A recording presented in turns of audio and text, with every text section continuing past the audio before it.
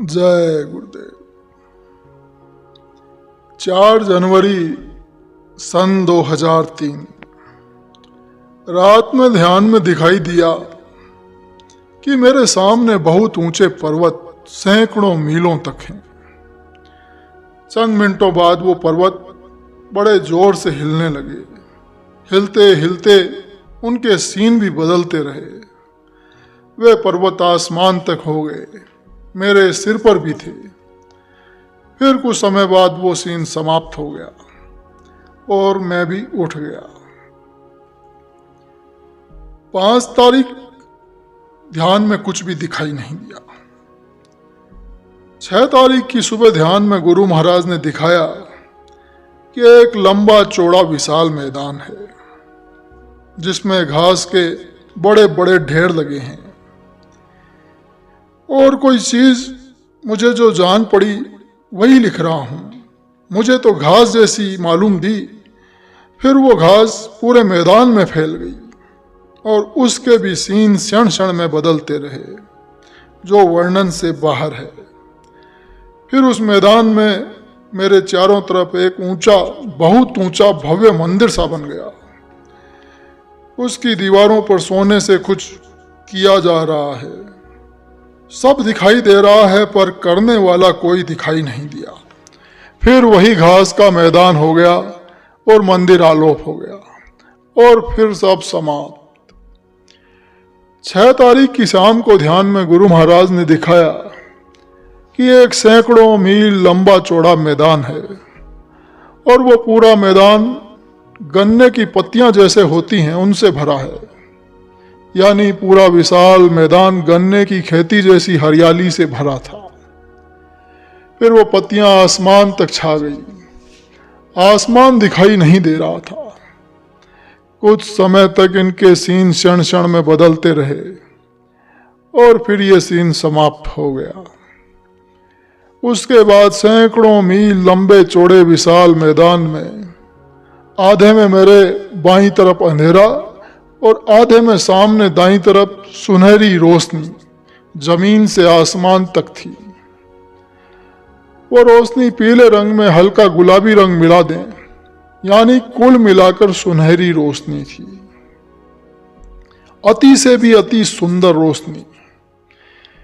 न ट्यूबलाइट, न कोई सूरज, न कोई चांद वहां निकले थे। उस रोशनी की सुंदरता का वर्णन किया ही नहीं जा सकता। इसमें भी ताज्जुब की बात यह थी कि आधे मैदान में मेरे बाईं ओर अंधेरा और सामने दाईं तरफ रोशनी थी। वो रोशनी मुझसे करीब 5-6 मील के फासले पर होगी। काफी देर तक मैं उसे देखता रहा और फिर वो गायब हो गई। फिर वो मैदान ईख जैसी पत्तियों से भर गया। उसके बाद वो भी समाप्त। फिर एक आदमी मेरी तरफ आता दिखाई दिया जो मुझसे 5-7 फीट के फासले पर आकर रुक गया। उसके पीछे और भी बहुत से आदमी आ रहे थे। वो आदमी उनसे काफी आगे चल रहा था। उस आदमी के रुकने पर पीछे वाले आदमी भी रुक गए।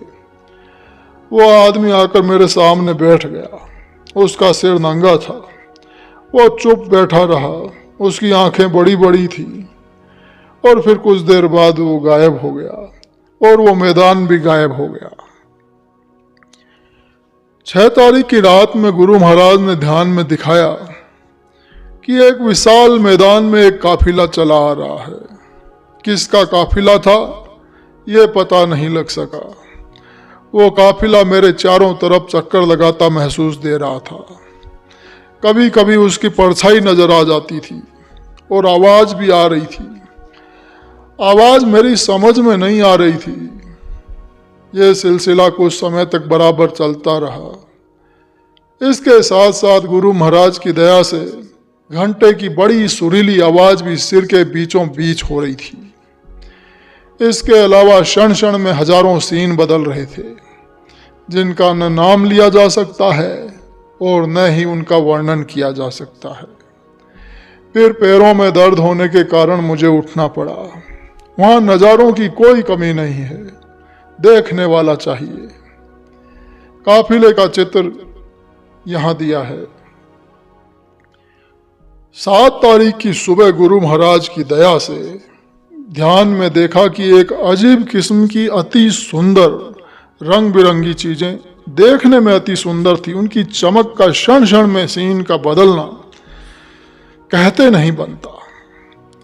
शुरू में इनका साइज शायद 1.5 से 2 फीट तक का रहा होगा, फिर क्षण क्षण में साइज बढ़ता गया और एक कमरे के रूप में, फिर एक हॉल के रूप में और फिर एक महल के रूप में बदल गया। उसकी सजावट का क्या कहना, उन सीनों के क्षण क्षण में बदलने की स्पीड, रफ्तार, उसका क्या कहना, और सुंदरता का भी क्या कहना, कहते नहीं बनती। हे दाता, आपकी महिमा अपरंपार, कोई वर्णन नहीं कर सकता। आपके एक कण के विस्तार को भी कोई नहीं जान सकता। घंटे की आवाज सिर के बीचों बीच गुंजायमान हो रही थी। ये गुरु महाराज की असीम दया कृपा से, मेरी इसमें कोई मेहनत नहीं। 8 तारीख को ध्यान में कुछ भी दिखाई नहीं दिया। 9 तारीख को ध्यान में चंद मिनटों तक कुछ सीन दिखाई दिए जिनको मैं यहाँ बता नहीं पा रहा हूँ। फिर वो सीन समाप्त हो गए और गुरु महाराज की दया से सूरत का चढ़ना चालू हुआ। सुमिरन की पहली माला से ही पैर के अंगूठे से हरकत चालू हो गई और पूरे सुमिरन तक शरीर में खींचा तानी उठा पटक चालू रही। ये सूरत की हलचल करीब 35 मिनट तक रही, क्योंकि सुमिरन में मुझे 35 से 40 मिनट लगते हैं। उधर सुमिरन बड़ी मस्ती में हो रहा था तो सूरत भी अपने काम में लगी थी, तो उधर घंटे की सुरीली आवाज भी सिर के बीचों बीच हो रही थी। ये दाता दयाल की अजीब लीला और दया है। हे दाता, मैं पापी हूँ, मेरे गुनाहों को क्षमा करना। हे दाता, मैं नीच निकृष्ट हूँ, मुझे दया की भिक्षा दे देना। जय गुरुदेव।